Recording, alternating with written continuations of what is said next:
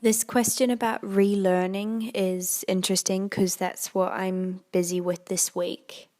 And it's very dependent on the woman and what is needed to relearn that. So for some of them, it's really simple because it's just a speech, so I just have to practice it again. Some of them are much more complicated.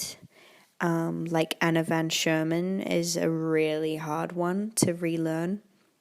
But one of the key things is that I try to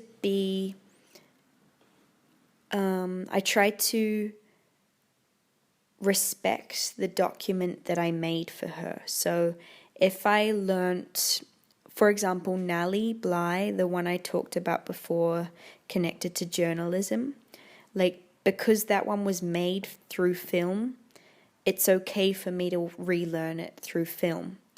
But because with a woman like Anna Van Sherman, I made her through a lot of note-taking and writing.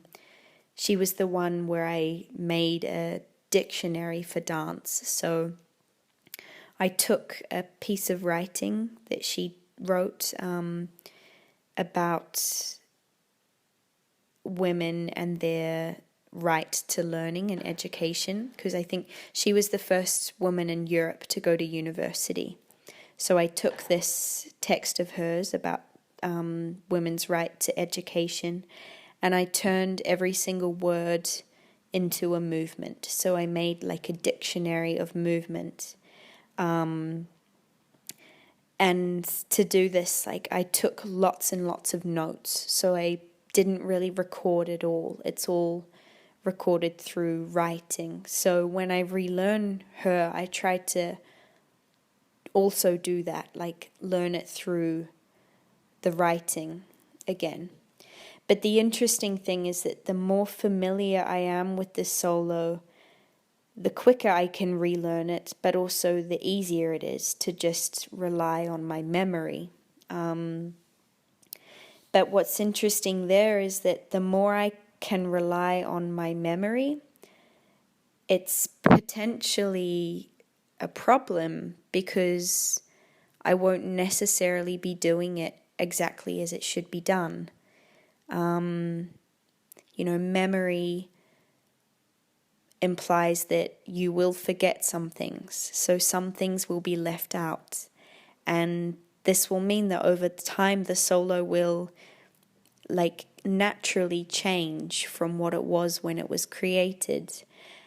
And I'm not sure how I feel about this yet because, the whole point of women's history is to not forget information simply because you're too lazy to record it, women have been forgotten about because no one thought they were worth being recorded. So I've recorded everything to counter that, and I need to be respectful to that and use those records that I've made. But it's so easy to just rely on the things that are quick and easy to remember, So I'm interested to see what will change over time. It's also interesting because it connects to storytelling, which is a domain of women throughout history in many, many different cultures. Women have always been passing stories down through the generations. And in a way, each time I perform this solo, it's just like that, I'm telling the story of the solo from one generation to the next. And it's true, things change over time. So I'm just trying to figure out how much I'm happy for these changes to happen or not. But I think what I think is important is that the change can happen and should happen, but I just want to somehow keep a trace of the changes because I think that's interesting information as a researcher.